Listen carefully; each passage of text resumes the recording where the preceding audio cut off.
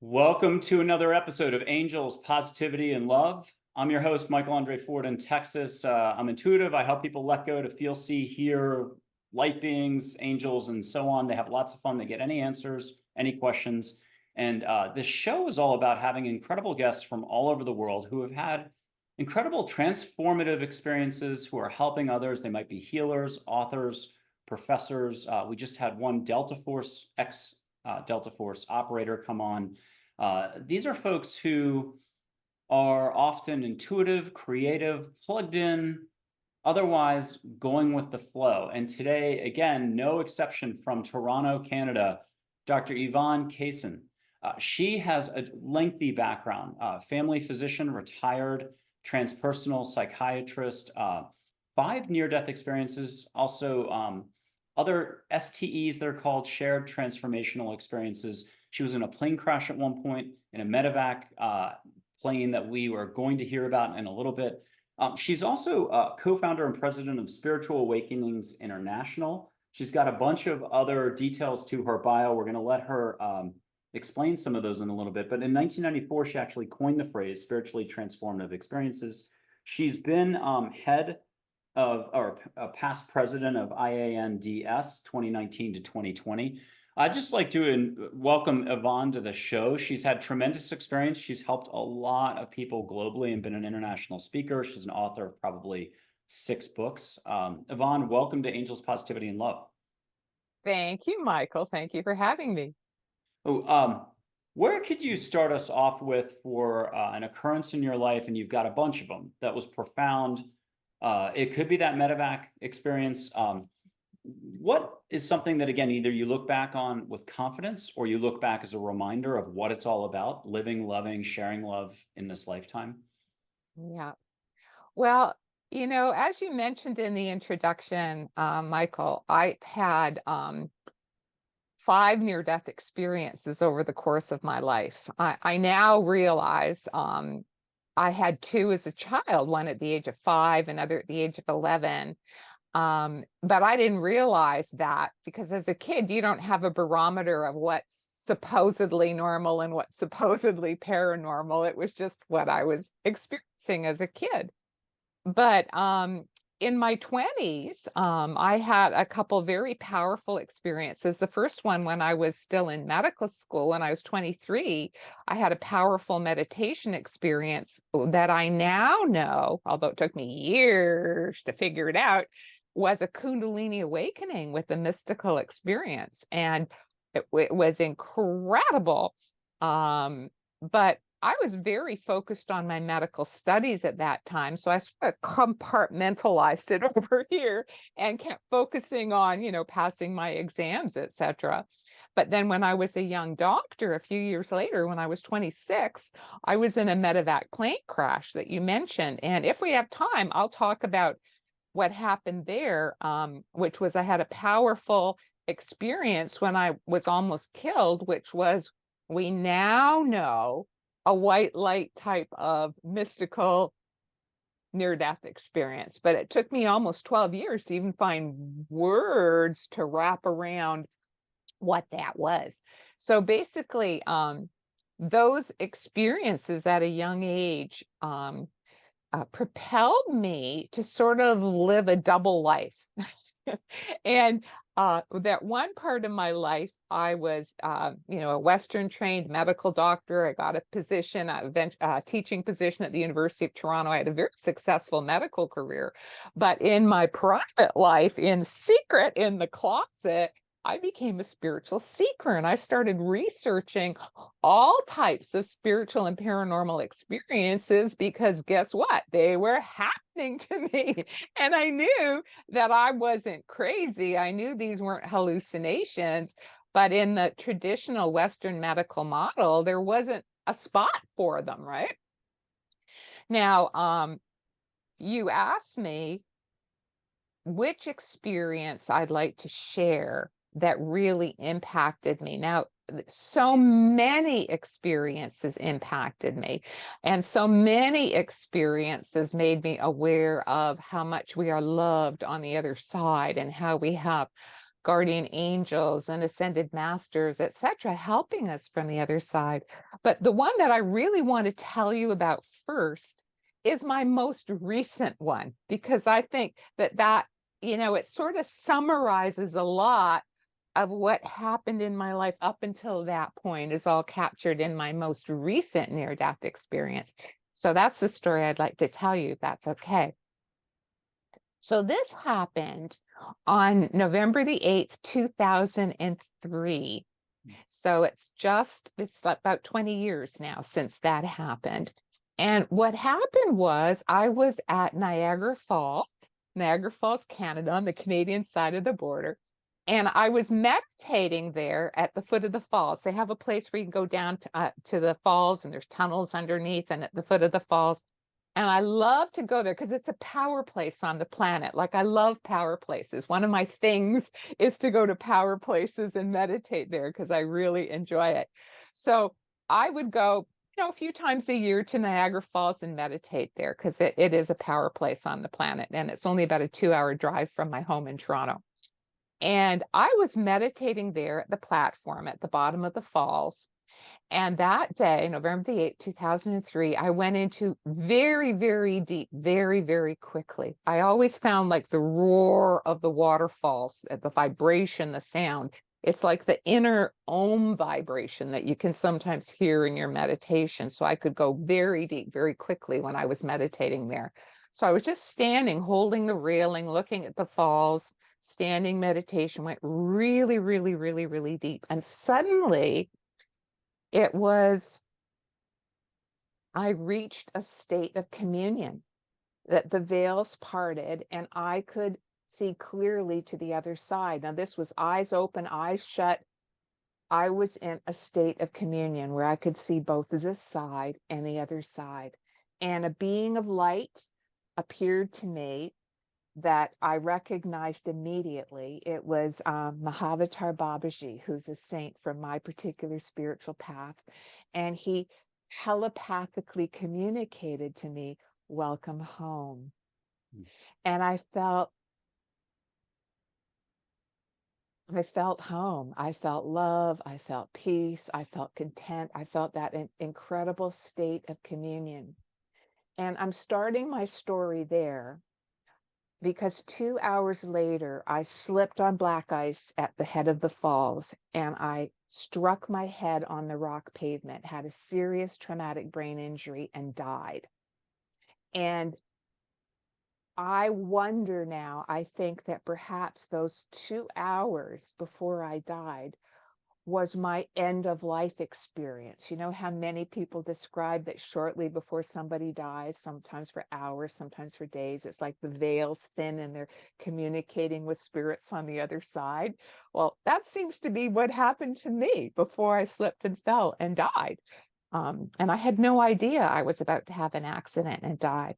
So what happened is I fell on this black ice. I went back real quickly, hit my head on the rock, and there was just like a split second of excruciating pain, and then a force greater than myself whisked me out of my body, and there I was just being whisked up through the dark. What to me, it was like a dark expanse of space.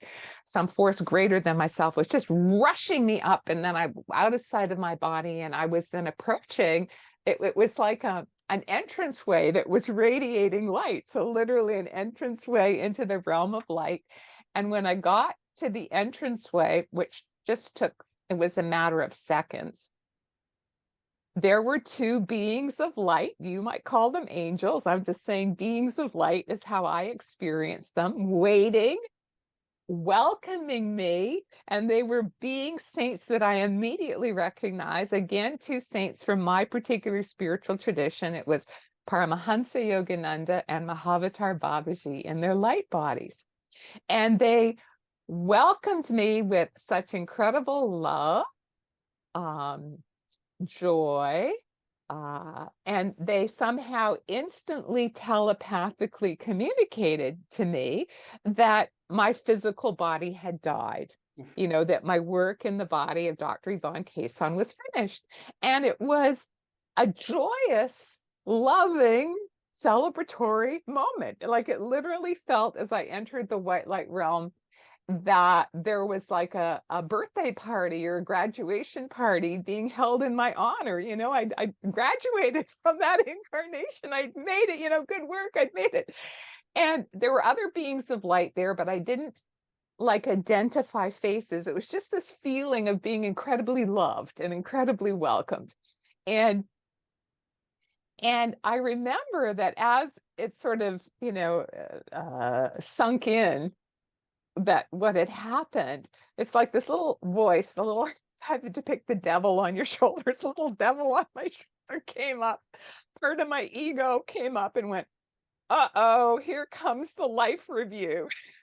That's, by this point in my life, I had, I had been researching and speaking with experiencers of near-death experiences and other spiritual experiences for many, many years. And I knew that many people report that when they were clinically dead, they had a life review. And, tried to live a good life. Who doesn't? But, I hadn't been perfect. And so there was some little part of me, like the devil on my shoulder, that was going, uh-oh, here comes the life review. And it was so incredible and so beautiful what happened. Because what happened is the two beings of light, like they could read my mind. They instantly read my thoughts. And so one of them just glanced over at me. And with that glance, there was a transmission of this understanding. And it just blew the little worry away. It was completely gone because the understanding that was somehow with that glance transmitted to me was the incredible, profound, unconditional, and understanding love of the higher power, or what I was raised to call God. And that it's like an incredibly loving, unconditionally loving parent. And just like a loving parent here on earth, when your child is growing up and learning to walk, you realize your child's going to stumble, going to fall, going to skin its knees, maybe it's going to bump its head, maybe it's going to fall on something and break it. And the loving parent doesn't punish the child for its learning mistakes. Instead, the loving parent embraces the child and supports and encourages the child and says something like, "That's okay, honey, you'll do better next time." And that was the type of acceptance and love and understanding that I was being welcomed with on the other side. It was just so beautiful. I was just completely accepted and loved as I am. It was just a profoundly beautiful experience. And then it's like I sort of shifted into a different, it's very hard to describe and put words to this, but it's like I just shifted into a different state of consciousness is the best that I can describe it in, our earthly terms. And in that state of consciousness, I was no longer seeing visual stuff like I had been seeing when I first arrived in the light, but it was rather an experience that my consciousness had somehow dramatically expanded in its capacity. So if the capacity of my consciousness, while incarnated was, let's say, a Pentium 4 computer, that suddenly I expanded to a Pentium 1 million, and that my consciousness was suddenly capable of taking in amounts of information all at once, like in a massive information download, far beyond my capacity while incarnated to absorb that amount of information. And in this expansive state of consciousness, I suddenly remembered all of my past lives. And it was an incredibly beautiful and healing experience. It was sort of like an aha experience, like, aha, no wonder my incarnation is Yvonne Kason. It's the way it was. Because in the context of all of my past lives, it made complete sense. Mm. Because in the ego mind before this, I wondered, well, here I am. I'm this little doctor practicing in Toronto, University of Toronto. Why am I having every type of spiritually transformative experience in the book, and Kundalini awakenings and mystical experiences and near-death experiences, and pioneering this whole field? Like, why me? Just this little person. And from the context of past lives, it was like, oh, of course, because my soul was just continuing on from what it's been doing for many, many incarnations. So from a soul level, from a multiple incarnation level, this was nothing new. This was just me continuing on. And whereas from the single lifetime perspective, I until that point really didn't have clarity about why this particular soul was doing that in this particular lifetime. And so it was actually a very, very healing experience, because I finally knew who I was. Like, I knew who I was from a multi-lifetime perspective. And it's like, that is like the shoe that really fits. That's me. It's me. And so there's it's so hard to describe, but there was just this almost a relief, almost a relief and a comfort. And yeah, that's who I am. Now it all makes sense, that those strange things, they all made sense. And another thing that was very, very notable about when I was in that profoundly expanded state of consciousness on the other side was my acute awareness of how time passes differently on the other side. Because while I was there, it was clear to me that on the other side, we could access, and I could access, what we here when incarnated in a physical human body, what we perceive as the past, or what we perceive as the present, or as we perceive as the future, could all be accessed at the same time. And it was real clear to me that on the other side, time is fluid. Like, time can blend, it go forward, it go backwards, things can change. And at the same time as I was aware of that on the other side, I was also aware that that's not how we experience it while incarnated as a human body, that we experience time linearly, but that's not at all how it's experienced on the other side. And all I had to do was sort of change where my concentration was focused for me to be perceiving what we would consider the past, or what we consider the present, or we consider the future. And so how I sort of explain this, it's sort of a bit of a parallel to try and explain what seems a bit unfathomable, is that it would be like somebody who's never experienced movies going into a multiplex movie theater. And let's imagine there's like 10 or 12 movie theaters, and they're all playing different movies, but they have the same actor in it. And so maybe they have the same actor who's young, maybe they have the same actor who's old, maybe they have the same actor playing one race. We have in another movie he's playing another race. He might even in another movie be playing another gender. And so the person who's thinking linearly would say, how could the same one actor be in all of these movies and in all these different times? But we know, because we know about multiplex cinemas, yeah, it appears like it's all happening at once, but actually the actor recorded them all one at a time. And so it was the same sort of understanding about time on the other side, that I got it, that on the other side, I could see the multiplex of past, present, and future movies of life.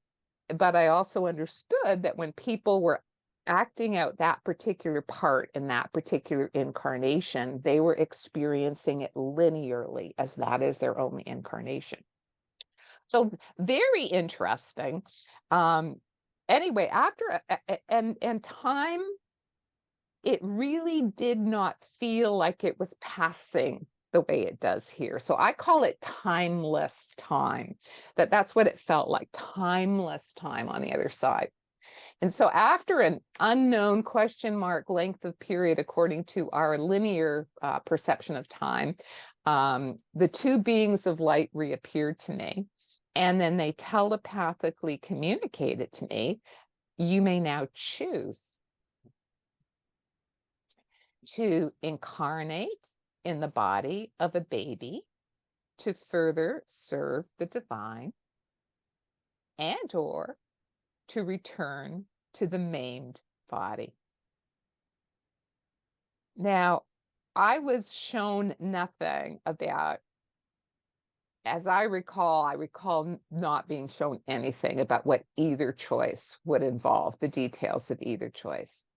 But my immediate response when I was given this choice didn't come out of my head or my intellect or my ego. It seemed to actually come out of my heart, like my heart that was just wide open and in this state of complete trust, complete love, complete surrender to the divine wisdom behind the cosmic plan. Because I knew and perceived and understood when I was on the other side that the divine plan, the cosmic plan, the higher power behind the universe has this beautiful plan that's going to be a win-win for everybody. Like everybody's finally going to win and finally going to make it home after so many incarnations. And the divine knows the best way for us to incarnate, what to learn particular lessons or serve in particular ways or whatever. So I just completely surrendered and trusted in my heart and soul. It was not an intellectual thing. It was the state of being I was in. It was in a state of complete love and trust and surrender. And so when I was given the choice, immediately my heart responded, oh, masters, please guide me. What is the higher choice? I want to do God's will. And they so lovingly, so sweetly, like how a thought can have so much exquisite love and sweetness is hard to explain, but it was like exquisitely sweet and loving. The thought returned to me telepathically. It will be more difficult, but to return to the injured body. And immediately, without question, my heart that was wide open instantly responded, I accept. And it was so fast. It was between the I and the accept that all of a sudden I found myself on the dead body, lying on the ground at Niagara Falls, gasping my first breath of air and starting to wake up in the body. Now, it felt like a much longer period of time had passed on the other side than what had passed on the worldly plane down here. So I really don't know how long I was dead or unconscious, and there was no witness to corroborate that. But I slowly started gasping air into my lungs and reawakening in my body. And it felt like waking up in an ice cube because my body temperature had dropped, at Niagara Falls in Canada in the winter. It was cold. It was below freezing. And so I'm breathing life back into my body. And for the first few minutes, I could see both realms completely superimposed on each other. So as my physical eyes were open, I could see the physical world around me in Niagara Falls and hear the roar of the falls and all that sort of stuff. But I could also see the white light realm superimposed on it, like a double image photograph, that both realms were superimposed on each other. And there were the two beings of light, the two saints. They were right with me, as I was beginning to breathe life back into my body. So perhaps my third eye was wide open. I do not know, or my consciousness was multidimensional. Who knows what to say, but that's what I experienced. But slowly, then the white light realm started fading from view until finally it became like just sort of a little dot. And that little dot, thank God, has stayed there ever since that experience. But I woke up in a body with a really serious traumatic brain injury. And I'd had a brain hemorrhage, I'd lacerated, contused both my frontal lobes, and that traumatic brain injury disabled me.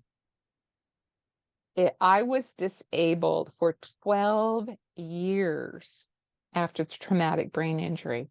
I was no longer able to practice medicine. I was no longer able to do any public speaking. I was no longer able to write books. I had, by this point in my life, I'd already written 4 books, 2 of them on spiritually transformative experiences.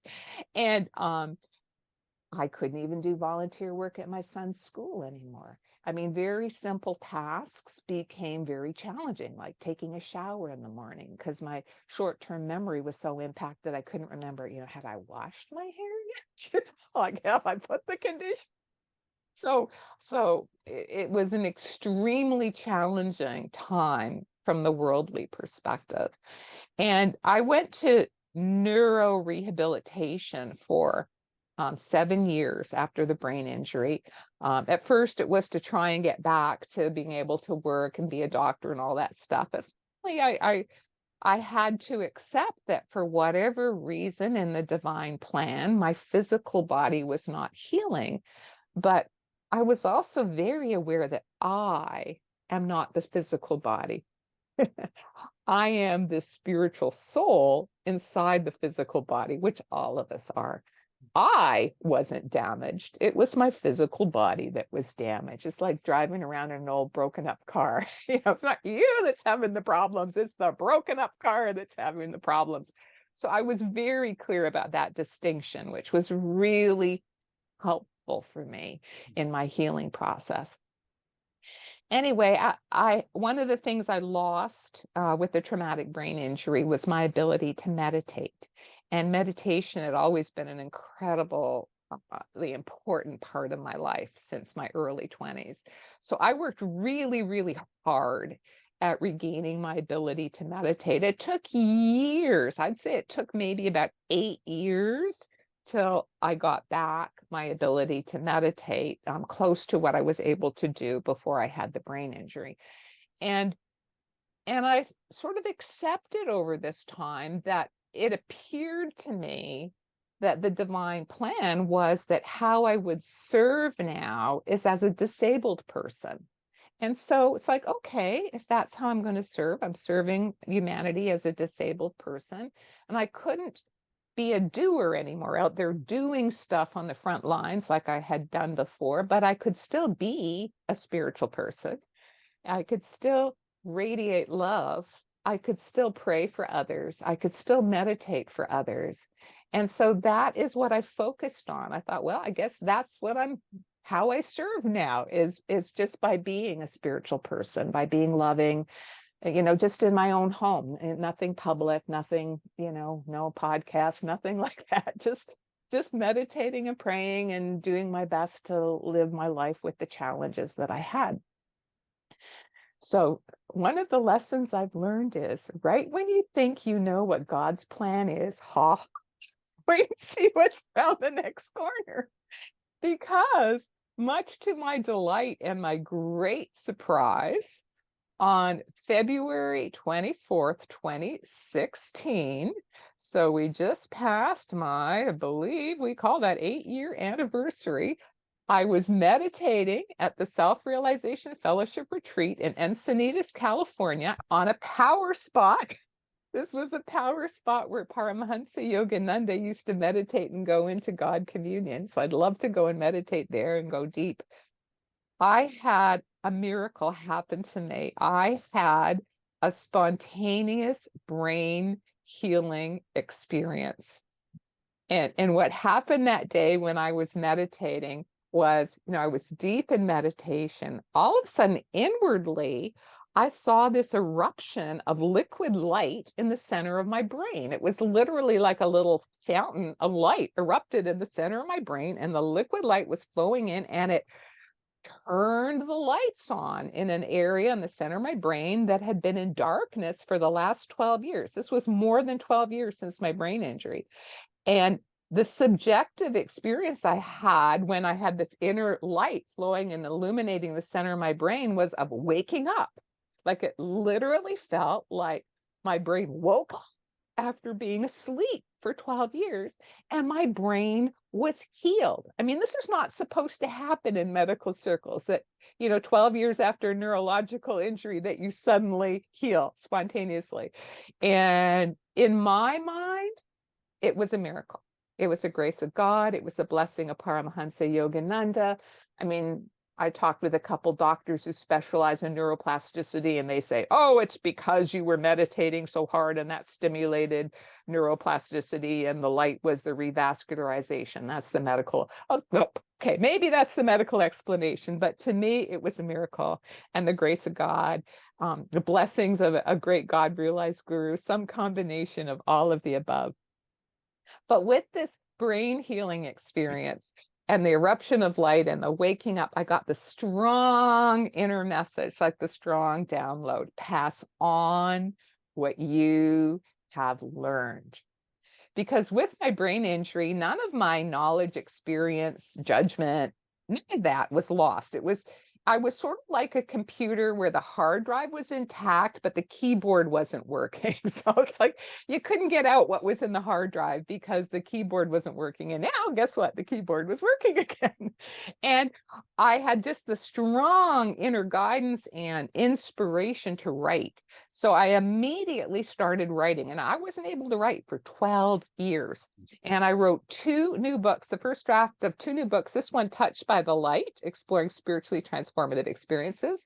And then the next one I wrote is this one. Yep, Lessons from the Light. So these are my, I sometimes tell people it's like I was pregnant for 12 years and then the babies wanted to come out. So those are the 2 babies that came out after the brain healing experience. And so I wanted to share that because that is the most current and most relevant spiritual experiences that happened to me. And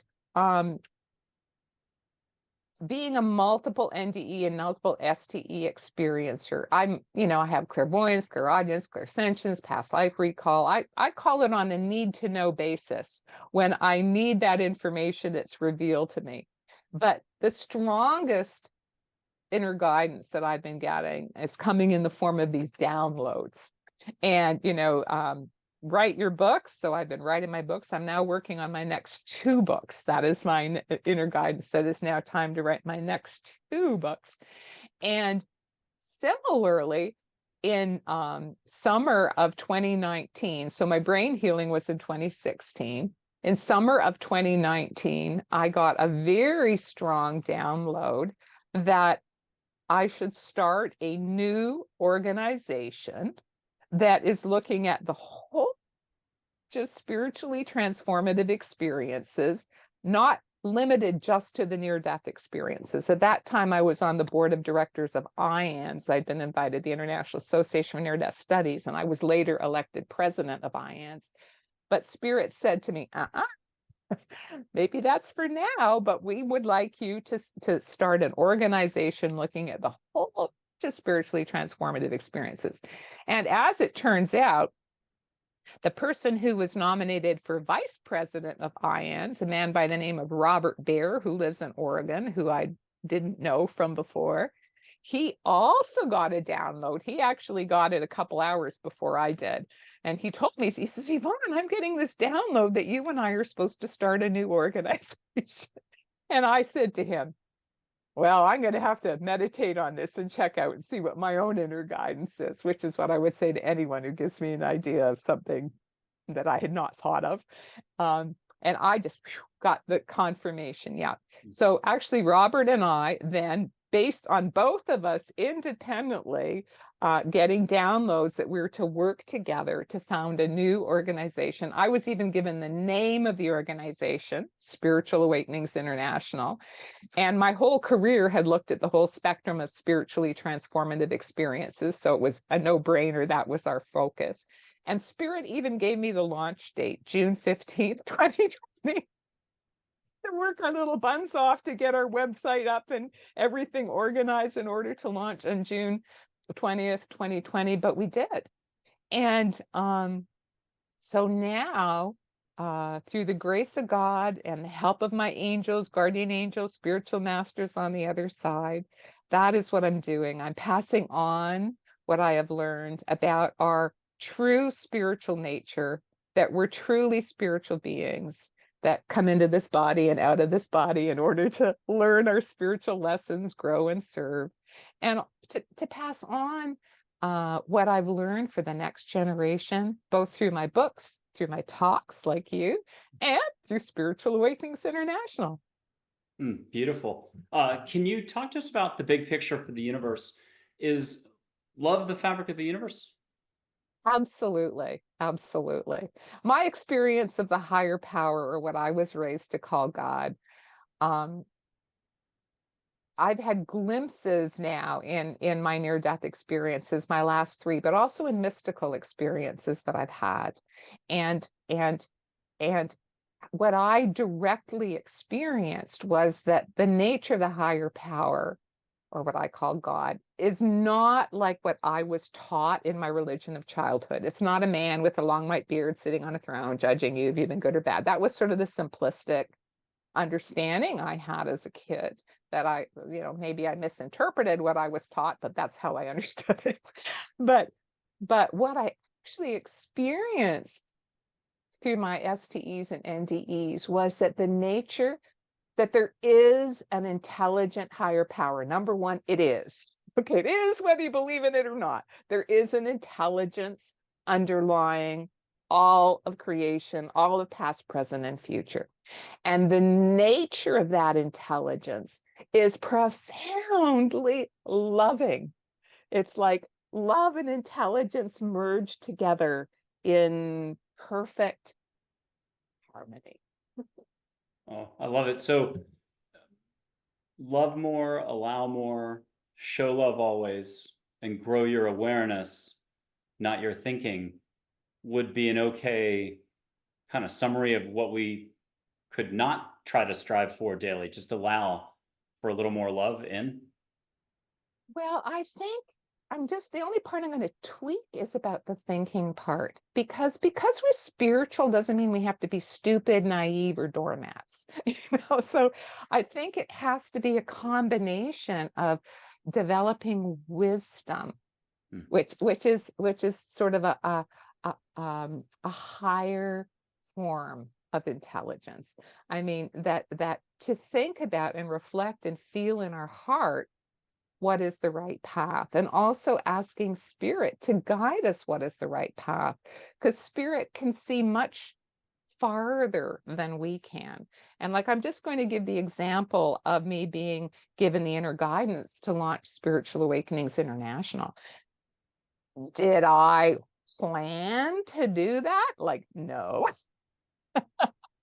But spirit could see what I could not see, right? And spirit could see that there was a need for this type of an organization, even if I didn't see it. And I didn't have,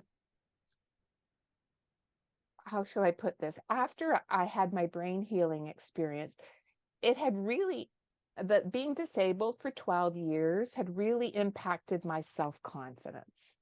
That everything that I did, it was like, okay, we'll try this, but it's like I'm wobbly kneed, had this healed, would I be able to do this? Would people listen to me, or would they laugh at me? Right. That having been out of the loop for 12 years. And so it took me time to get my self-confidence back.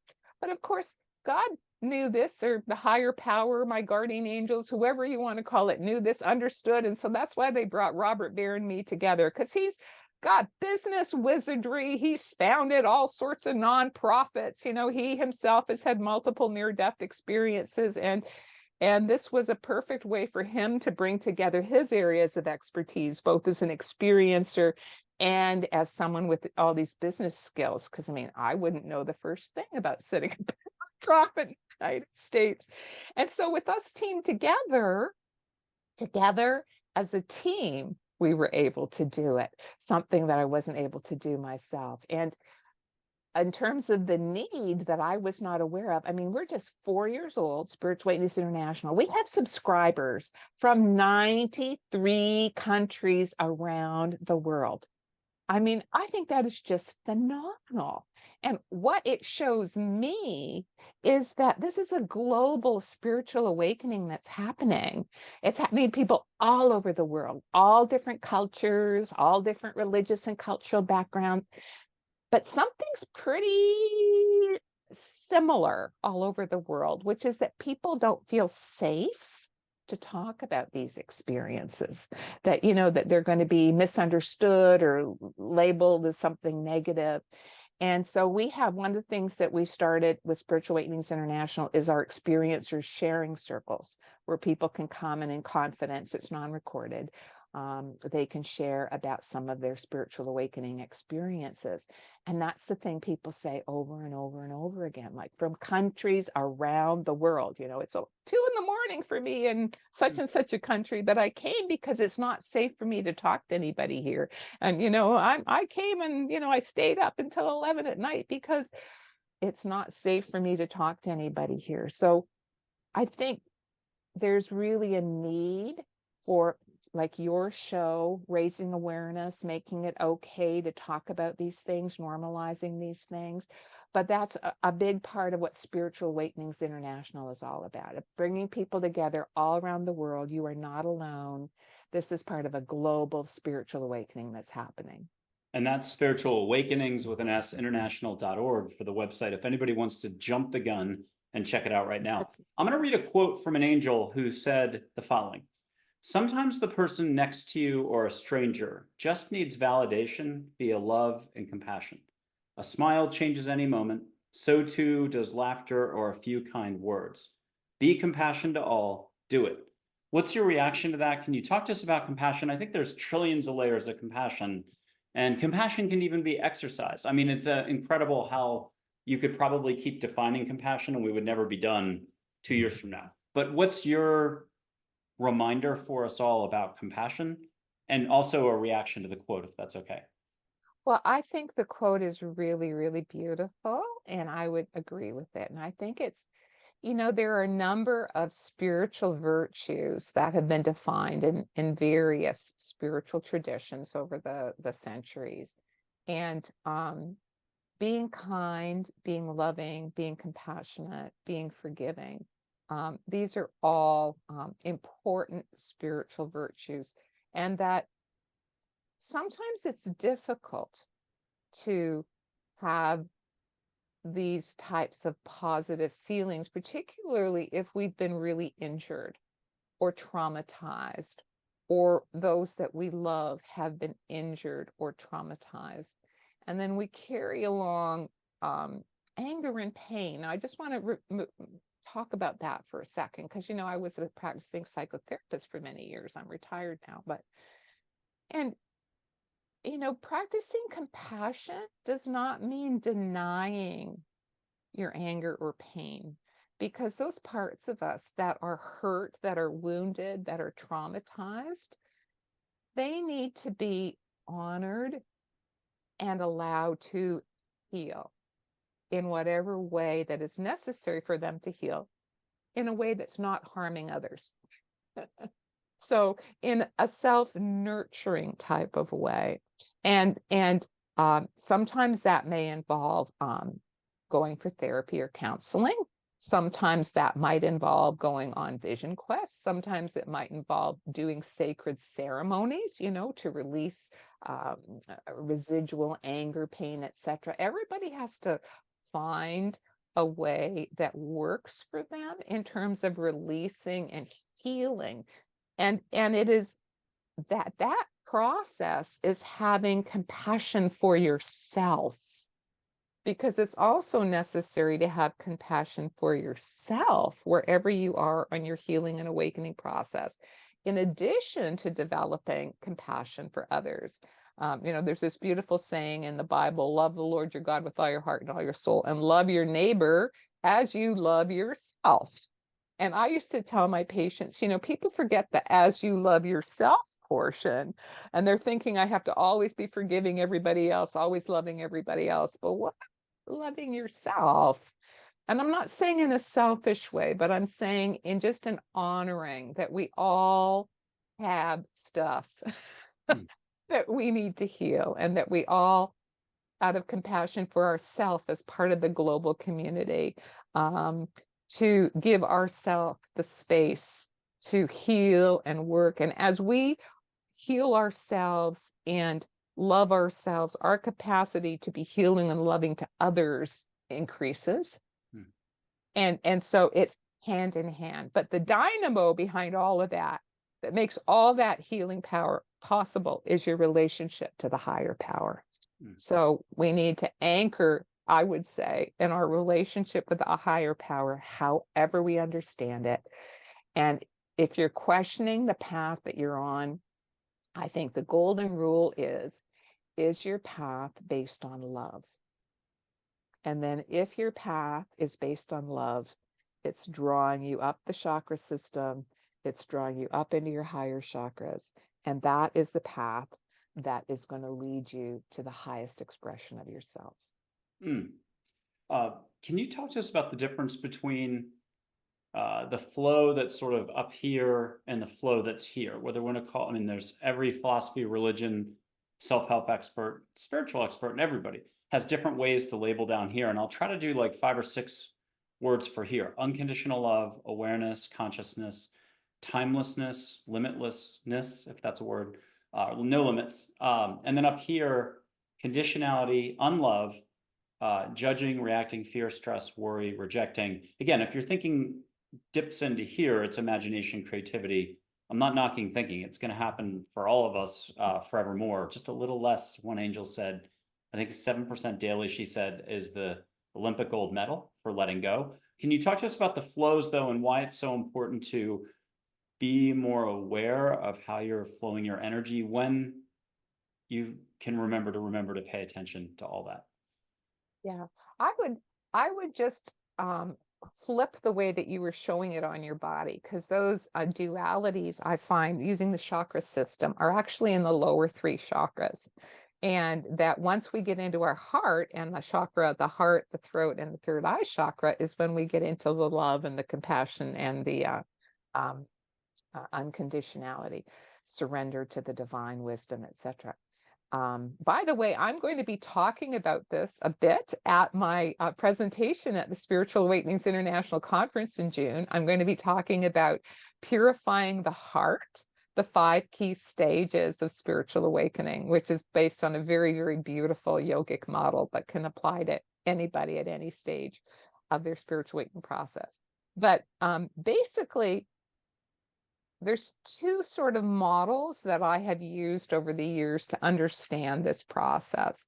And every part of ourselves is important to acknowledge. So those lower chakra issues, those duality issues, in yoga, that's called manas, or the lower mind.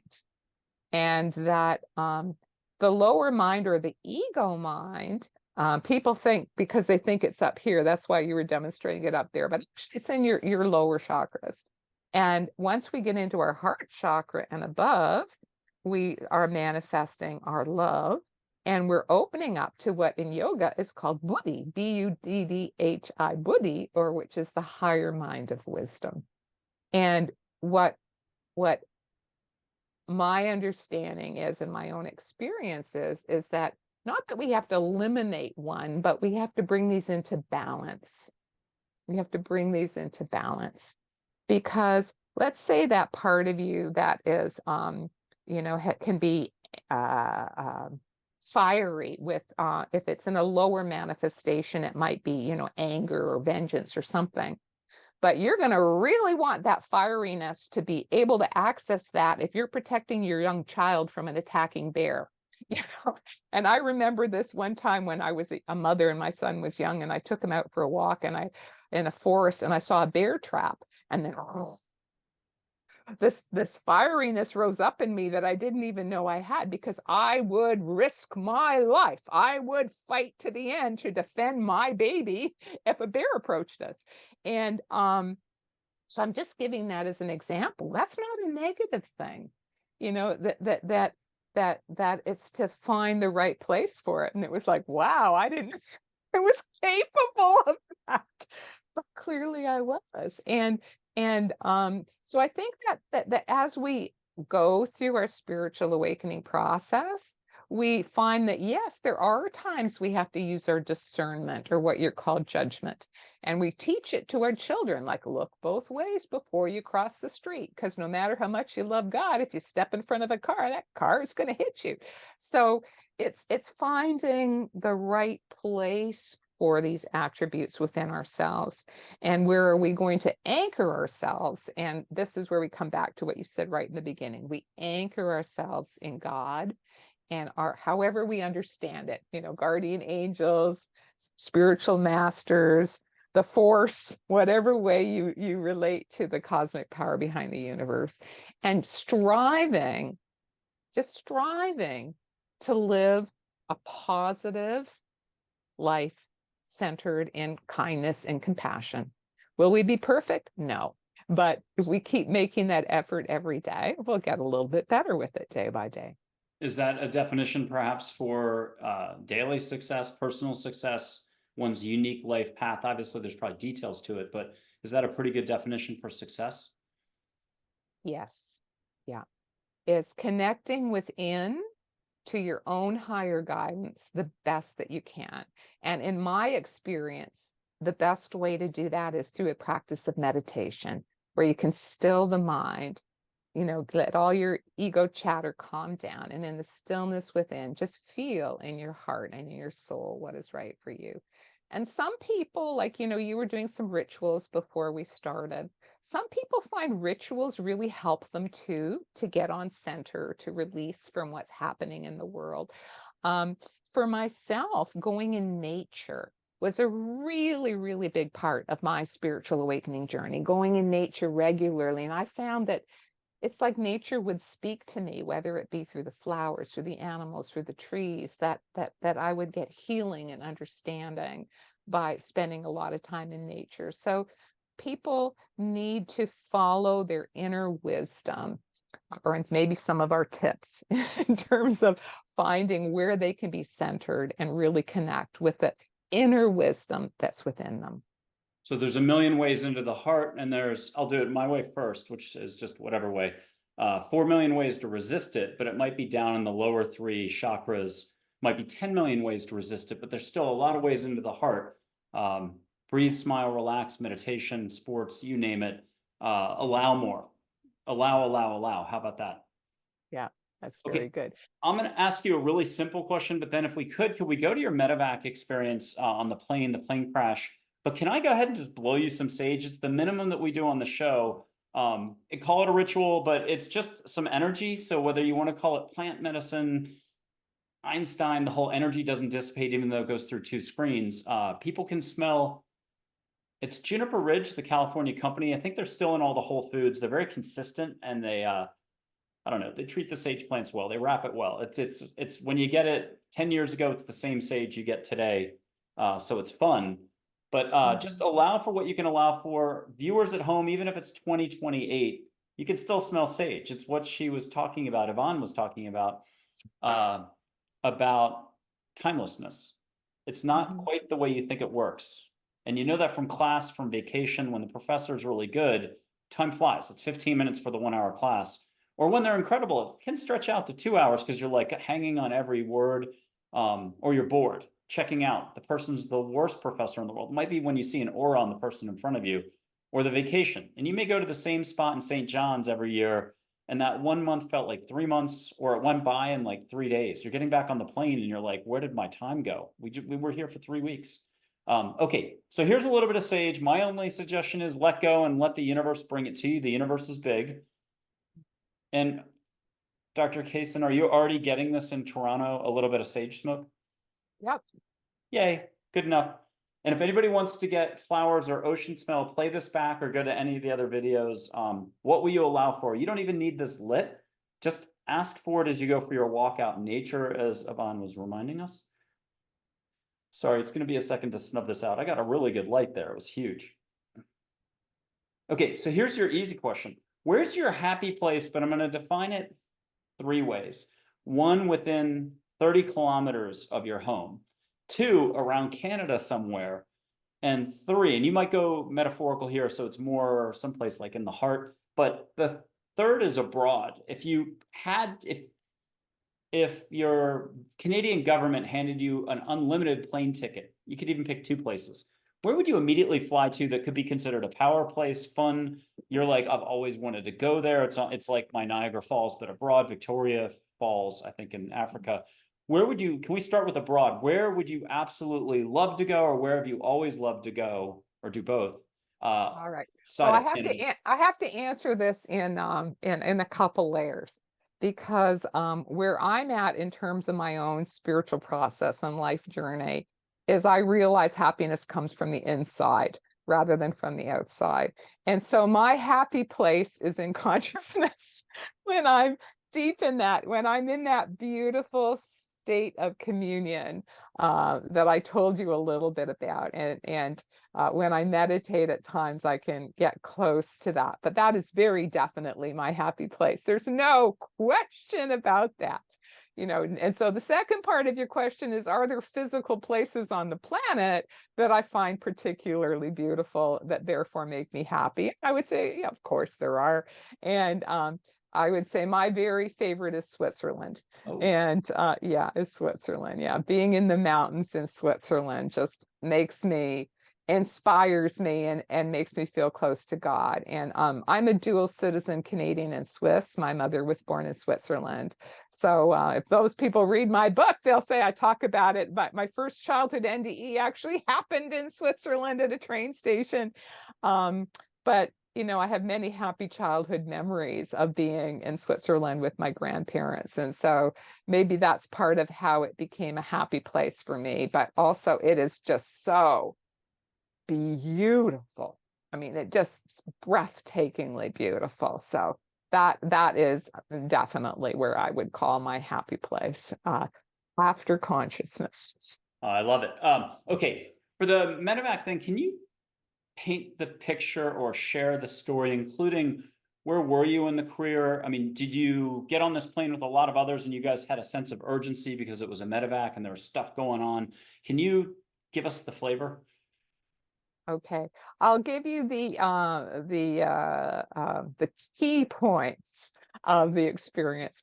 Is that it happened when I was 26. So I was a young doctor and I was in my residency. So I was finishing my specialty training and I was assigned to work for a month in Northern Ontario with the Native Indian communities. And on this particular day, which was March 27th, 1979, I was assigned on a medevac in a small airplane. And back then, medevacs were not done by helicopter. They were done by twin propeller plane. So I was in this little twin propeller plane and we headed off, and March 27th is still the middle of winter in Northern Canada. And we flew into a blizzard, and first one of the engines failed and then the other engine failed. And the pilot was really, really heroically trying to guide our crash landing so that we wouldn't crash into trees because it's all heavily forested up there. There's also lots of lakes. He pulled his wheels up. He was trying to do a guided belly landing on a surface of a semi-frozen lake. I found that all out afterwards from the pilot, he told me. But my experience was that I was, tending to the patient. She was intubated, had a tube in her airway. I had to press this bag called an ambu bag to keep her breathing. The nurse who was also on the flight, she was tending to the intravenous's. This was a really small plane called a Piper Aztec for people who are into planes. And that filled the plane, the patient on her stretcher, me, the nurse, the pilot, and the oxygen tank. The whole plane was full. That's how big the plane was. So when the engine stopped, first one, then the other, and we're plummeting down to the ground. Now, if anyone ever wonders, what's it like in a plane crash? Will I miss it? No, you won't miss it, because it's incredible turbulence, at the worst turbulence you can ever imagine. And we were in a snowstorm.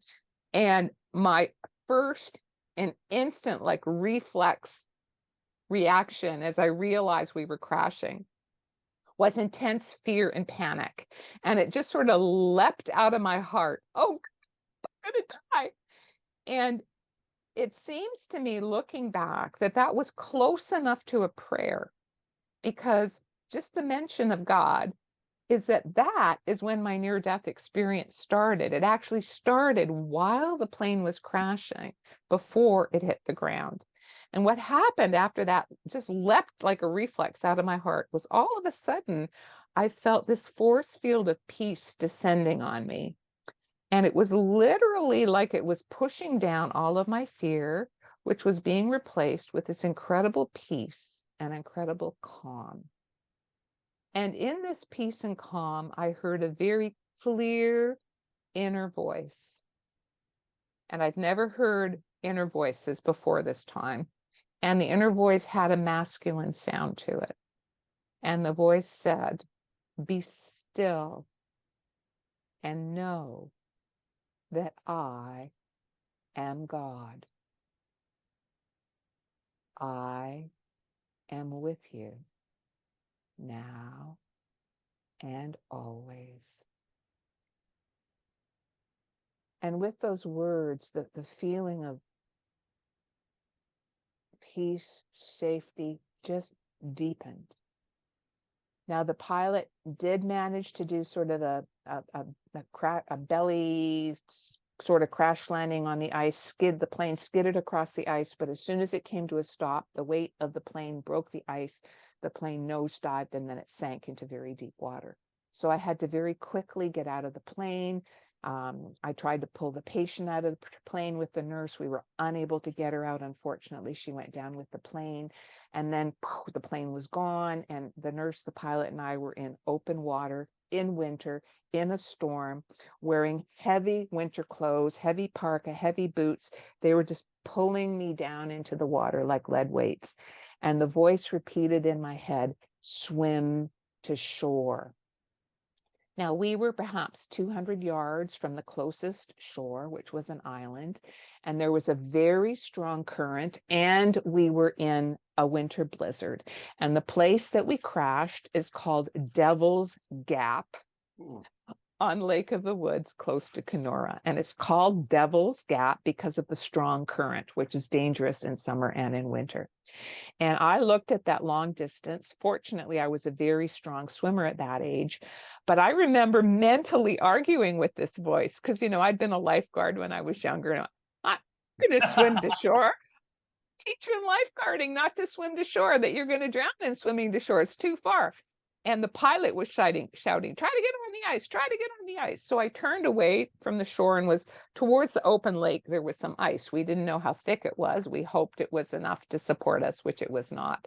Anyway, the voice kept repeating, "Swim to shore."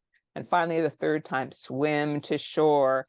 I finally listened to what I now know was higher guidance, and I started trying to swim to shore. Now, it was a really long and a really difficult swim, and I went under a couple of times, and it was somewhere in the process. I would always struggle to get my mouth above water, and then gasp in some more air, and then stroke by stroke continue trying to swim to shore. Somewhere in the process of swimming to shore is where my near-death experience deepened and changed. And what happened was, all of a sudden, I heard this really loud sort of roaring or whooshing sound. And all of a sudden, I found my consciousness like 20 or 30 feet above my body looking down. But it was more complicated than that, because it was actually like my consciousness was two places at once. And I compare it to the split screen TV, where the little screen, the bit of my consciousness was still in my physical body because it was still plugging away, trying to swim to shore. But the big picture, most of my consciousness at the same time was up above my physical body, looking down. And then what happened was, the majority of my consciousness rose even higher.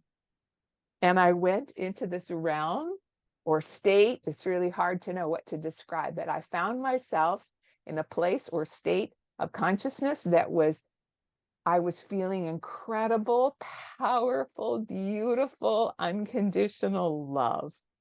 And it was also filled with this beautiful, sparkling, sort of glistening white light. And for a second, I did see a sort of a face of light in the periphery, and then it sort of faded into the cloud-like perimeter. And I didn't hear voices or was not, quotes, taught things or told things when I was in that white light realm, in that medevac near-death experience. But it was sort of like my soul knew things or recognized things or became aware of things. I don't even know how to explain it, but suddenly I knew that what I was feeling, what I was experiencing was the love of our higher power, what I'd been raised to call God. And as I explained earlier, it was not the old man with the long white beard, none of that stuff. It was what I was actually experiencing was that our higher power was like a universal force field of love that was interpenetrating all of creation, past, present, future. And I felt like I was home, that this was where I belonged. And the love was so incredibly beautiful and profound. And I also knew while I was in this white light realm that what I think of as me, the little person who was in her 20s trying to swim to shore, would live on, whether my physical body died or lived. That me would live on. That I was this soul, I was not this physical body. Anyway, I remained in this incredible, blissful, beautiful, white light state of consciousness. My body, there's a lot of story to it, but just the highlights. I did eventually manage to swim to shore. We were eventually rescued by helicopter, which was a whole series of coincidences. Wait, If you believe in tell coincidence. us about the coincidences. The three of you got to shore. You're freezing cold. How many little coincidences did it take to get that chopper to show up right where it did? Well, okay. The only two of us made it to shore. The nurse, she couldn't swim. She ended up found a piece of ice with some wood in it that was enough to keep her afloat, but she lost consciousness and she was like a human icicle. So anyway, I managed to swim to shore. I called out to the pilot, swim to shore, you can do it. And then I sort of crouched instinctively in the crouch position with my hands in my armpits because I was freezing to death and my consciousness, most of it was above my body. Now, when the plane crashed, the pilot radioed a mayday, which is, what pilots do when you crash. But we were in a storm in the middle of winter. It was very hilly terrain, fully forested. So nobody would be able to pick up the Mayday message unless they were basically directly overhead in an airplane. And by coincidence, it just so happened at that day, at that moment, when he radioed out his Mayday, there was a regularly scheduled Air Canada flight from somewhere in Alberta to, I think, to Toronto or somewhere directly overhead. So it picked up the Mayday message. So there's a miracle right there. Number two, where we swam to was totally inaccessible. You couldn't get there by land. There was no road access because it was an island. You couldn't get there by skidoo, which a lot of people use in the winter in Canada because of the open water next to it. Couldn't get there by boat because the rest of the lake was ice. So really the only way you could get to us was a helicopter. And normally there'd be no helicopter in this particular area at all. But again, by coincidence, on that particular day, at that particular time, there was a helicopter flying from, I don't know, somewhere over west, somewhere east of Quebec. And he ran into the same storm that we did. And he had set down his helicopter about 5 miles from where we crashed because, waiting for the storm to pass. And so there's miraculously a helicopter 5 miles from where we crashed. And so he was, covering up his helicopter. Again, I've learned all of this from the pilots afterwards. And he went in and met another pilot who was there. It was what we call the Ministry of Natural Resources base in Northern Ontario. And so they were chatting, and I guess they had the radio on. The Air Canada plane relayed down the message that there'd been a plane crash. They picked up the mayday, gave the approximate location. Now, these two pilots, they had just met. They didn't even know each other. Instinctively, like a reflex, not thinking of their own safety, they immediately went out in the helicopter and they started searching for us, having a pretty good idea of where we had crashed. So there's another couple miracles right then. So then, you think, okay, they tell me later that they were looking for wreckage because it's all forested there. Most of the lakes, except Devil's Gap, are all frozen. So you'd find wreckage or smoke or something like that from where a plane had crashed. So they flew around and the first time they actually flew past where we were and they didn't even see us because, we were in the trees on the land and, huddled up, frozen. And the nurse was like unconscious in the water. They were looking for wreckage. And this is during a storm and blowing snow and all this sort of stuff. So one of them thought, what? Could they possibly? I mean, is it possible they could have gone down into that one spot of open water at Devil's Gap, So then they came back and then they saw something floating in the water. We're not really quite sure what it was, maybe a seat cushion or something like that from the plane. And then they realized, oh, this must be where they went down. And then they spotted the nurse who was frozen in the water. And so they risked their lives, both of them, by hovering the helicopter just a little bit above the water in this bad weather. She was frozen. She couldn't climb in. So the one guy who wasn't flying the helicopter, he straddled the strut up to his hips in the water. Turns out he couldn't swim. And he pulled her up, managed to get her in.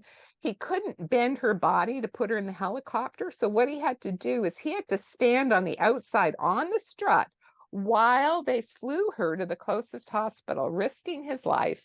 And they did, brought her to the hospital. And then I remember, I was like multi-dimensional out of body, but my physical body said to the pilot, do you think they're going to come back and look for us? And he goes, I hope so.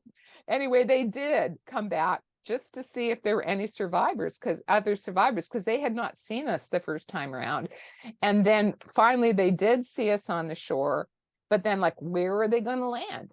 Okay, the island was forested. There was nowhere to land. There was open water in front of us. They couldn't land the hell out. We're certainly not swimming out to the helicopter. We're freezing to death. But again, by coincidence, by chance, just down from where they were, there was like a little inlet, like a tiny little bay. And the current went across the mouth of the bay so that the ice in the little bay, I mean, we're talking tiny little bay, was frozen. And so they brought the helicopter there. But I have to tell you, the ice was patch was so small. The struts from the bottom of the helicopter were on the ice, but the rear propeller of the plane that had one of these rear propellers was over open water. So that's how little this patch of ice was. And then they sort of gestured for us to walk over there. Now, I couldn't walk. I was like really hypothermic, frozen to death. And so again, that same pilot who didn't know how to swim walked across the ice, not knowing how deep it was underneath or how thin the ice was, came over and sort of half carried me, half dragged me into the helicopter. And then they flew us to the closest hospital. And I remember watching from above as they landed on the driveway of the hospital, and then the emergency staff, they came out with their little stretchers. They put us on stretchers, wheeled us in there. And I remained out of body. I'm just going to finish this because we didn't share this before. Until they reheated my body by putting me in the hot whirlpool baths of the physiotherapy department. And then what happened when they reheated my body was, it was like how they depict a genie being sucked back into a bottle. Like I was in this big expansive space above my body, and then I was sucked in to the small confines of my body. It seemed through the top of my head. And then suddenly I was back. And I remember saying, as I was sitting there in the hot whirlpool bath, is going, I'm back, I'm going to live. And the nurses probably thought I was delirious. But that's when I knew that I was going to survive that plane crash near-death experience. Ooh, a lot of flavor there and a lot of experience there. Wow. Do you have a different direction you want to take us if it's about compassion, ego, awareness, love, just hanging in there and understanding that you're always on your unique life path? The less you get caught up in doing, the more you're here or wherever, allowing, letting go, being is what it's all about. Can you talk to us about the balance? Okay, I can. Well, I want to share what happened after the near-death experience because Yeah, I think please. that feeds into what you're asking there. Is that this near-death experience in the medevac plane crash really changed me, but in a very different way from the one I told you about before, where I died completely.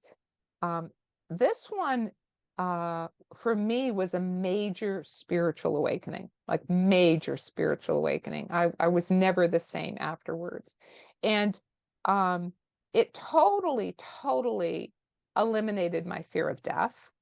I was absolutely convinced that we live on after death of the body. Number two, it made me become much less judgmental of people with different spiritual understandings on different spiritual paths from different cultural and spiritual traditions, because I just got it when I was on the other side that everyone is like trying to climb the same mountain, but they're maybe coming from different angles, right? So at the bottom, it looks like you're really far apart.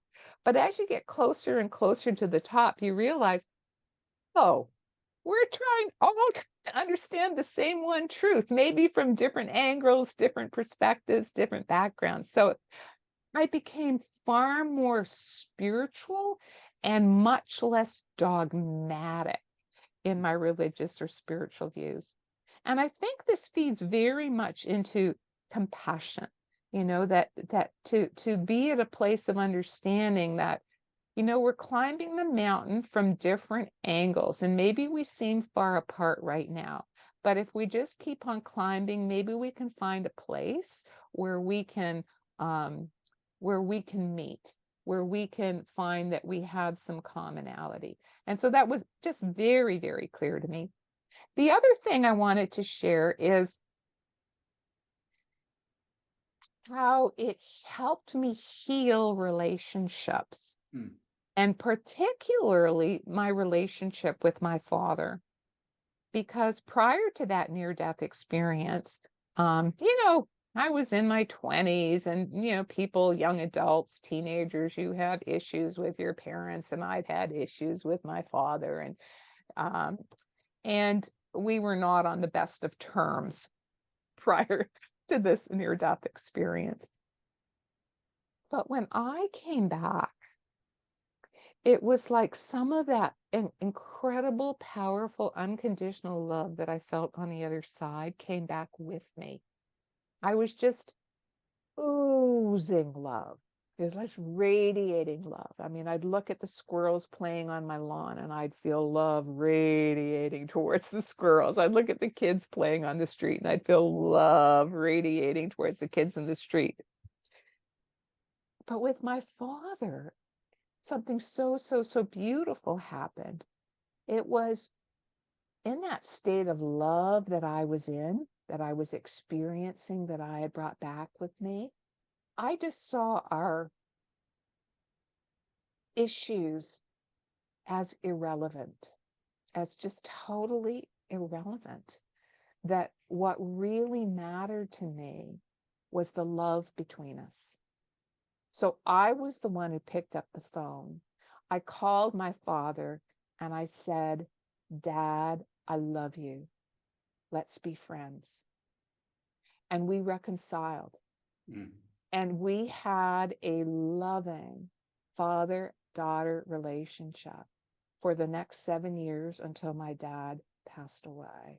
And I look at that as one of the biggest miracles and blessings that came out of that near-death experience, was that healing of relationship. Nothing had changed about my father. He still had, the quirks, personality traits, and all that stuff that before the experience had really bothered me and driven me crazy. But it wasn't him that changed, it was me that changed. It's that I just rose to a whole different level. It's like you said, let go. I let go of all of that stuff. It seemed irrelevant. And what was far more important was the bond of love that we had between us. So this has helped me in relationships moving forward. But the other interesting thing is, I was also able to set clearer and healthier boundaries in other relationships. I had the inner strength afterwards to break away from, a couple of situations that were really not in my best interest. And it's that I had clarity in that way too. So it wasn't just acceptance of all regardless, but in what was actually abusive and not serving me, resonating with me, I was also able to make a break from that. So I think both are necessary in our spiritual awakening process. Healing of relationships that are positive and based on love, and having the strength and the clarity to perhaps step away from those that are drawing us in a not so positive direction. Beautiful. Okay, so you have a lot of books behind you, and I used to have a lot of books. Now I've cleaned it up a little, but those are still I don't know what to call it, awareness, consciousness, self-help, spirituality books up there, Eckhart Tolle, and so on. Could you describe what you would have answered maybe 10 years ago for a couple of books you still recommend to folks versus today, a couple more books that you really enjoy? You don't mind picking them up again every time you touch them. Maybe you still discover something new, even though it's 50 times you've read the book. Now, I'm not slow on the uptake, but you could say slow on the uptake. I'll read Way of the Peaceful Warrior by Dan Millman, and I swear that book changes all the time. I missed it. Same thing with the darn movie, Peaceful Warrior, the gymnastics film. I see things in it all the time, and I'm like, hey, I loved English class at Phillips Academy Andover for 4 years. I loved English. I loved analyzing, but I'm like not Sherlock Holmes.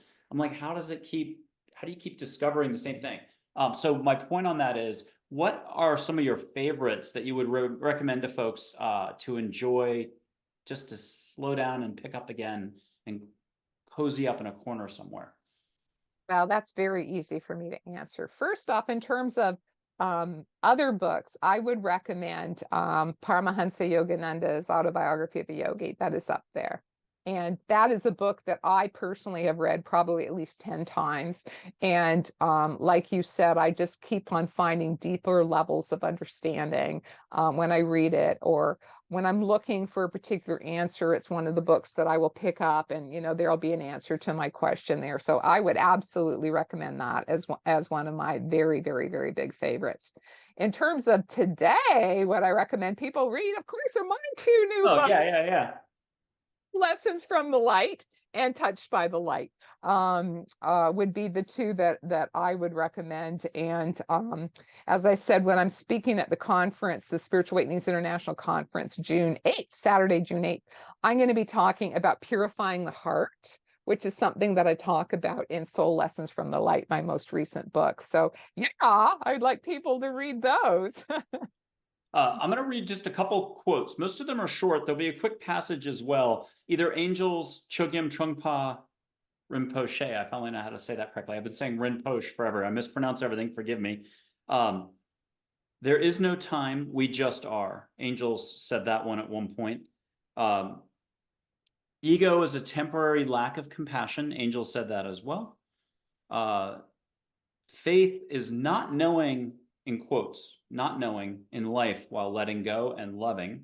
And I always remind folks, faith could be religious, not religious. To me, it's the same, getting from here to here. But as Yvonne pointed out earlier, getting from the three chakras down below to here is another way to say it. So there's faith is not knowing in life while letting go and loving. There is no right or wrong, but there is right understanding, a group of angels. Plato said awareness is empowering, like in 2014. And then one more short quote: the journey is real, more real than the waking dream of your usual life. Pay attention, Chogyam Trungpa in 2020. And I can repeat any of those again, but I've got a quick 2-paragraph passage from Angels just saying why it's a big deal, just paying attention, getting in harmony with life more, loving more, and maybe meeting angels or the universe, whatever you want to call it, loving beings. When no ego is present, your heart and soul shine through your eyes. You are love. You sparkle. You are one with all and at peace with all. You are whole and content. Listening is opening the line of communication available to each human. Merely be still and listen. Acknowledge and own the step. Move forward today, just do it. This is a bit like a classic treasure hunt, but here you get to find yourself since you are the treasure. Do nothing, be, listen, learn, appreciate. Okay, to any of those, is there a reaction? Was there something where you flared up and you were like, ooh, I like that? What was fun for you, or where would you like to take us hearing all of that? Well, where that leads me to say is meditation. That really, that all of that was referring to meditation in terms of stilling our restless thoughts, going within and connecting with the love and the peace that is inside of every single one of us. And as we connect with the love and the peace that is inside each and every one of us in that stillness, we're actually raising our vibration and connecting with the higher power, because those are attributes of the higher power, you know, the love and the peace. Somebody I got to meet earlier on in my life, which I talk about in my books, is Gopi Krishna. And he was a yogi in India.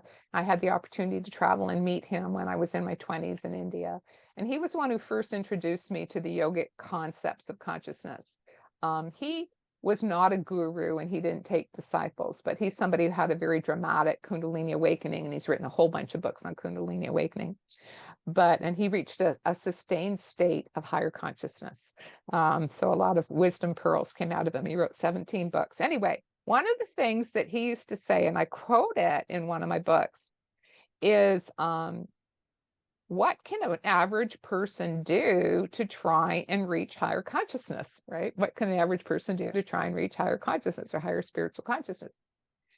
And so he said, which I think is really, really beautiful and resonates with what we were just talking about, is try to consciously and intentionally develop the characteristics of higher spiritual consciousness. So you want to be honest, so try to be honest. You want to be ethical, so try to be ethical. You want to be loving, so try to be loving. You want to be forgiving, so try to be forgiving. It's making the spiritual effort on a day-to-day basis. And it doesn't have to be like big things, like you were saying at the beginning when we were chatting. It can be something tiny, like smiling at the sad person at the grocery store. You know, let the person get in front of you in traffic because they're clearly in a bigger hurry than you are, and just send them a blessing rather than being angry at them for cutting you off. I mean, there's so many little things that we can do in our day-to-day lives that will help to raise our vibration and help us, draw us closer to what our absolute goal is, for us all to be like angels on earth. We're not there yet, but I like to call us, we're works in progress. Many guests on the show, if I put either a photo of an angel up in light energy form or a historical photo of Sri Shirdi Sai Baba, Lakshmi, it would be an artistic drawing, you know, the classic Indian portrayal of Lakshmi, or Shiva, Krishna, Ganesh, Vishnu, a lot of different figures, the classic figures. But even a historical photo of Ananda Mayima, who's love, love, love, or even Sri Kaleshwar, who's a lot younger, only passed in 2012 or so, love on an Indian breeze. If I put one of those pictures, drawings, photos, historical photos up, is there a favorite? And would you, you've got good boundaries, but would you want to listen for a reminder, a pearl of wisdom, something that you're hearing directly from that figure to share with us? And do you have a favorite? Like that tiger on the wall, that's a painting by an amazing English artist. That's the tiger that the Divine Mother sits on, rides on. And so pure action on everyone's team.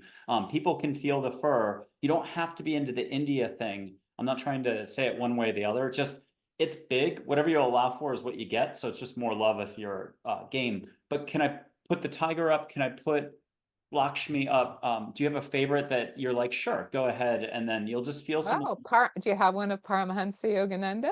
I don't. I did look up Babaji. I can't pronounce anything. Babaji? Babaji. Only Uh-huh. because everyone keeps mentioning Babaji, and it's one of those things in life where it takes 20 times, and then you're like, I better pay attention a little more.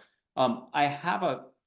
Do you have a big India figure we could just start with from a easier standpoint, like Lakshmi or Vishnu, Krishna, Ganesh? Is Ganesh okay? Yeah, I don't particularly relate to the iconography. Oh, okay. I relate to Yogananda. He personally is one of my line of gurus, the SRF line of gurus, which includes Jesus Christ, Bhagavan Krishna, Mahavatar Babaji, Lahiri Mahashai, Swami Sri Yukteswar, and Paramahansa Yogananda. So That's that is particular Sri line of Shirdi guru. Sai Baba okay at all, or no? Yeah, he's not in my guru lineage, but I see his photo. Mhm. Can I let me do Babaji for you. Babaji, sorry. Again, I did find one. It's a bluish hint or tint. Is this an okay photo or too much? Go to the classic.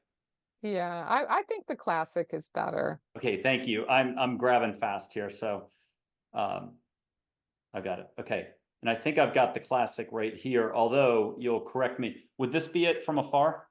Yes, that is the Okay. classic. So with your permission, just if you don't mind not humoring me, but either you can be the hand, your whole body, or put your hand out and you'll feel what you feel. But can you just get a reminder for all of us what to keep, I don't know, in our energy field? Yeah, a very, very clear message to remember that God is love. That's it. Nice. Um, what else would you want to remind us about? We'll call the whole spiritual awakening thing, the Kundalini thing, as opening openness, to maybe borrow from the Buddhist quadrant. Just opening openness, being, letting go, loving, letting the universe come in. How about that? Maybe we could do a final focus on there's universal forces in place for everything. And I know there's a lot of different material that talks about this. The Alchemist, Paulo Coelho talks about it. Esther Hicks, Law of Attraction, Abraham Hicks, Seth from the 1970s is it New Age, Jane Roberts, The Light Being, just talks about how there are universal forces in place to respond to your allowing more, focusing more, or getting out of your own way. How about that?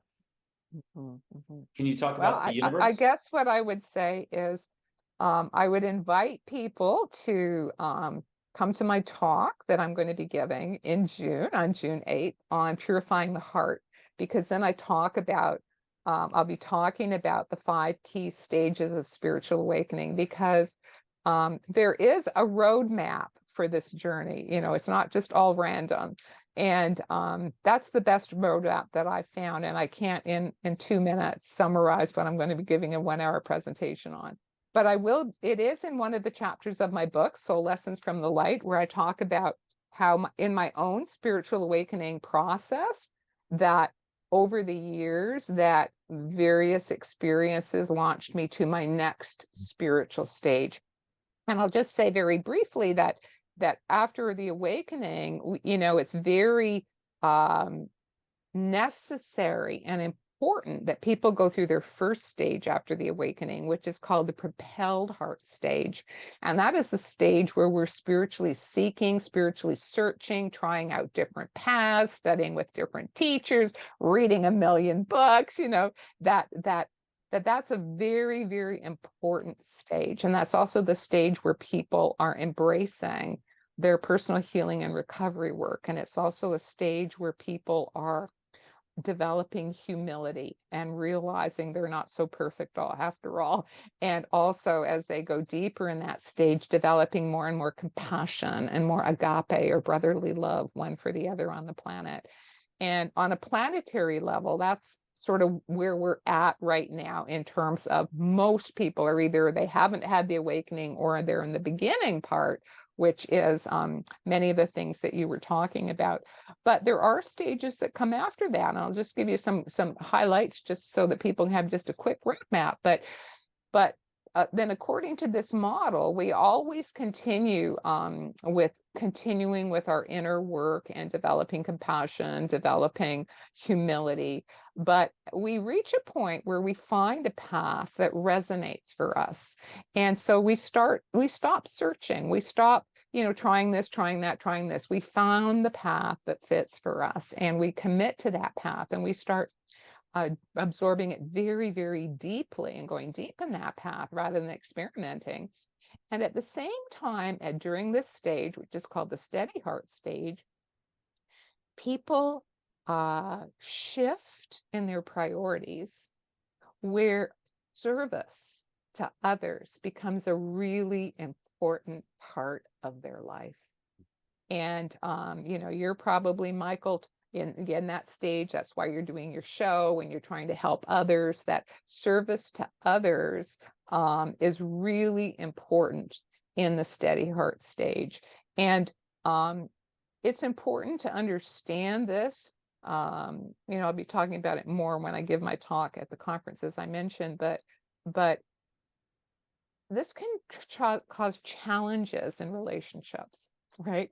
That even going into the repelled heart stage, if your partner or family or friends are not spiritually seeking, they don't get it that you've completely broken out of the box. They don't get it that maybe, for a few years you're doing this, and then a few years now I've shifted over to that. But that's just so important for that stage. And then similarly, when people reach the steady heart stage, where their service becomes like the number one thing in their life, being of service to others, that again, their family or loved one, like, what is this? What do you mean you're working part-time? You're earning less money because you want to do all this volunteer work? That a person who's not at that stage in their personal spiritual process, they may not understand that. So it can lead to problems in relationships. And so that's why I think it's really important for people in a spiritual awakening process to understand that these are natural, progressive stages that we're going to go through. And maybe we're not at the same stage as our neighbor, and maybe we slip up and back because we've got other stuff to do of our inner healing work, we discover. So we're doing less service, and now we're focusing on our inner healing work more. It's part of understanding the roadmap. But there are two other stages after that: the devoted heart stage and the clear heart stage. And again, the focus has changed. They come more inward, and more about devotion, and more about surrender, and more about detachment from worldly desires, and deepening in our meditation practice. So so there isn't one set answer of what it's all about, but I'd say that we're in a process, and that we're all at some stage in this process, and everybody's at their own very unique stage, just perfect for them. But it helps to have a little bit of a roadmap of what are sort of the important things at this stage in my journey. And I think that helps us to know that we're focused in the right direction. Beautiful. So life is constant growth and expansion, and always more love. Isn't there always greater capacity to love, to experience Yes, more? absolutely. Yeah, absolutely. Well, Until beautiful. one eventually becomes an embodiment of love. Yeah. Well, I've got one question I've never asked on the show. We had 50 episodes in 2023, but we're going to 2 shows a week starting June 1st. We heard from angels to just go to August 25th, but we've already booked it out through the rest of the year. We're in January of 2025 now.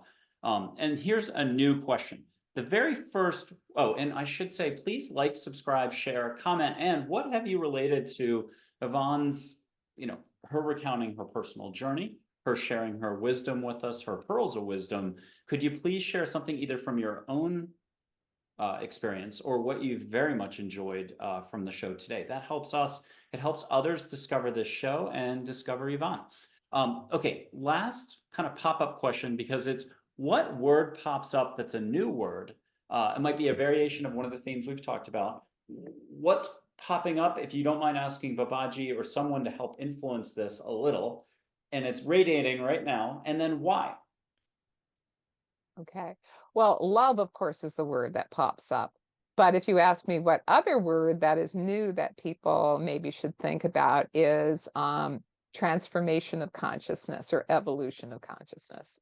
because I think that that is what's happening on the planet and to each of us, although we don't recognize it. I mean, Darwin came up with the theory of evolution and that we're evolving, and I think he was partially correct. And that our next step in human evolution, according to, great thinkers like Gopi Krishna and Yogananda and that whole line, and many yogic and Buddhist teachers, is our next step in evolution is not that we're going to like grow another arm or grow another leg or regrow a trail or something, but it's an evolution of our consciousness. That human consciousness, the range of human consciousness is expanding. And so, and the beautiful thing is that we can work with this process, right? And when we're doing our spiritual work and when we're doing our inner work and when we're meditating, when we're trying to express those positive spiritual virtues, we're actually speeding up the evolution of our consciousness. So I think that would be the concept I'll leave you with. That's beautiful. I'm going to put up a quote that I'm going to turn and read in a second, but anybody wants to freeze frame it, they can. And it was, I think, 2014, very gentle. Jesus has got a great sense of humor. I always describe him as a Swede. He'll tell you Jesus is big business for good reasons, not so good reasons. But the quote is, "Compassion is here for all. A person need only be open to receive. A new consciousness emerges. Details are not so important. Love is love." And I thought that was a very simple and gentle way to say it. If people can allow for that. Well, Dr. Yvonne Kason, thank you so much from Ontario, Canada. It has been a treat to have you on. Again, I've really appreciated you being here on Angels, Positivity, and Love. Thank you so much. And thank you for having me. And anybody who wants to get in touch with me or find out about the conference, it's spiritualawakeningsinternational.org or simply spiritualconference.org, and you'll find us. And I'll put all the information below the video as well. And if there's a way people can check in after the fact as well to watch, if it's videotaped or something, you'll let us know. Yeah, we'll be posting all the events on YouTube afterwards, all the videos of all the events. Perfect. Well, Yvonne, thank you very much again. Thank you, Michael, for having me.